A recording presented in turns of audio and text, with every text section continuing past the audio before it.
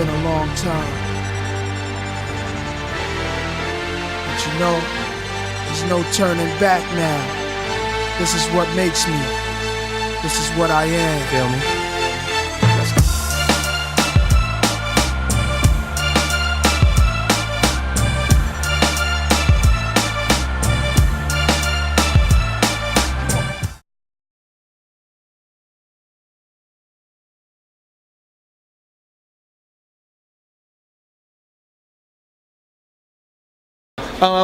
My answer to the hardcore guys is that, you know, a game isn't really measured by how easy the mechanics are. It's by how deep the experience is. And we've done a lot of work internally to improve the depth of the actual experience. You know, even though we're trying to make it more accessible to the casual user to pick up the game. You know, a smarter player, a player who really understands the NBA, understands how the strategy works, how defensive rotations work, where help comes from, how to double team at the right time. Those guys should always win because our game is programmed and it's programmed smartly to do those things correctly. Whereas a casual person won't know those pieces, those pieces of strategy. What we don't want is we don't want potential fans, potential next hardcore guy to be turned off because it's so complicated to start the game from the beginning that they don't actually want to even try. And that's where we were just a couple of years ago, and that's where we're going with the Pro Stick, introduction to Pro Stick this year, and introduction to Smart Play. Really just trying to, it's kind of throwing bait out. Hey, it's simple. Come here, play, have fun. You know, hey, now that you're sucked in, look at all this other stuff that you can learn.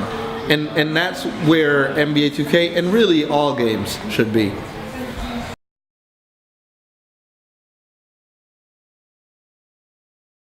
Well, you know, 2K10 and 2K11, especially 2K11, we really stressed our online system. You know, people couldn't get on. I don't know if you remember this. I mean, people literally, if I wanted to play you, we couldn't match up. We were disconnecting. I mean, it was really bad. And those problems persisted in 2K12. You know, we got better, but every year we've gotten better.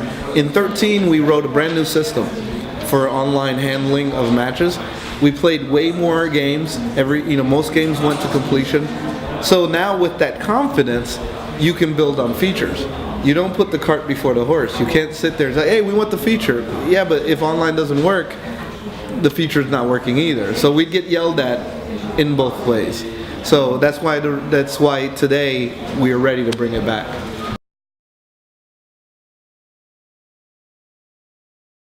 I think it's a little bit of both. I think that the global market, the European market, is very passionate about basketball, and I think that the marks and the teams that are over here haven't necessarily ever been represented. FIBA, while fun and while very, very exciting, doesn't really capture the heart of a player or of a fan who loves his club. And EuroLeague, I think, does a much stronger job with that. And so we're excited to bring those marks, those teams, those players who next year may be in the NBA draft. And we don't really even know that. But you know what? The American public now will be able to actually experience some of those guys. And if they see that name next year, they'll be like, hey, I know him because he was in my EuroLeague game. I have an example. At my office, I have a friend that never played any football game in his life. I mean, soccer, actual football, not American football. Yeah, soccer. I introduced him to Football Manager 3 years ago. He's been playing Football Manager nonstop for 3 years. But now, the thing that's most impressive, he knows every team, he knows every kid. So if I get there and I'm like, hey, Roma just got, I'm an AS Roma fan. Roma just got this guy. Oh yeah, I know him. I picked him up in this year in my Football Manager league. But he would have never known that had I not introduced him to the game. And we're hoping that that same effect can be for the American player playing EuroLeague in the NBA game. And for you guys, we're hoping that having the teams that you already know and love will make you want to play the game even more.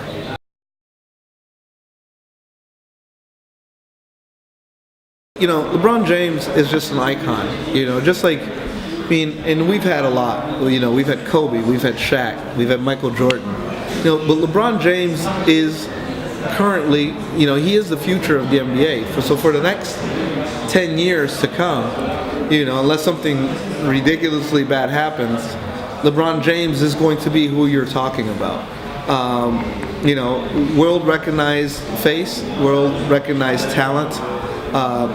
Is perfect alignment of our game as the best NBA game with the best player, and his involvement was actually very strong, considering that most cover guys really come on as marketing faces, not so much as involved players. So the fact that he helped us with the soundtrack, the fact that he wanted approval over any project that involved him in terms of modes was really important to him. That's actually a bonus to us, and hopefully has made the game better for it.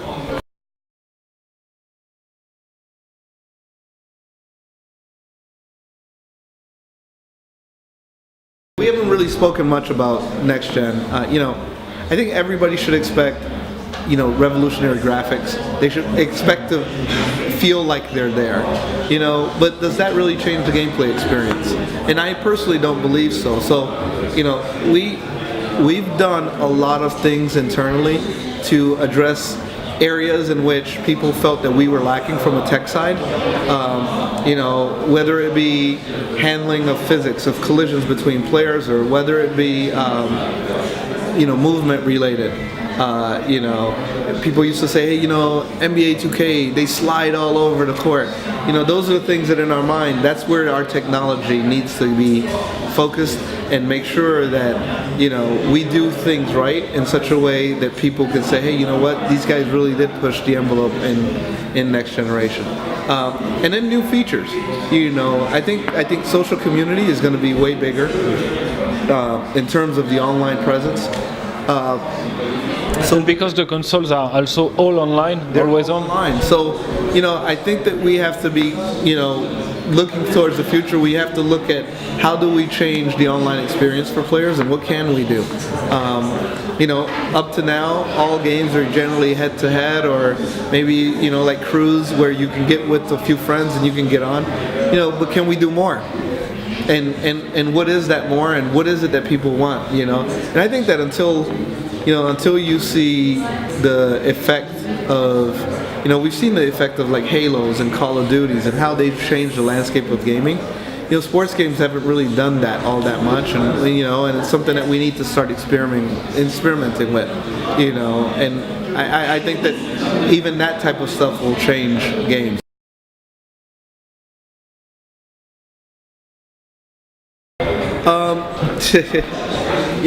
NBA 2K14, brings a host of new features. It brings a really cool fantasy mode with LeBron James, but it also brings the most exciting and most fluid basketball video game that's ever been played. Most exciting from a simulation standpoint, and really even, in some ways, I hate to use the word, but from the arcade standpoint as well, if you want to play that way. And so, if you're looking for a great basketball experience and a great gaming experience in general, you can't look no further than our game, because I think it hits on all the different points that people are looking for when they're paying their gaming dollar. Okay, thank you, Rob. Okay. Have a nice day. All right, thank you.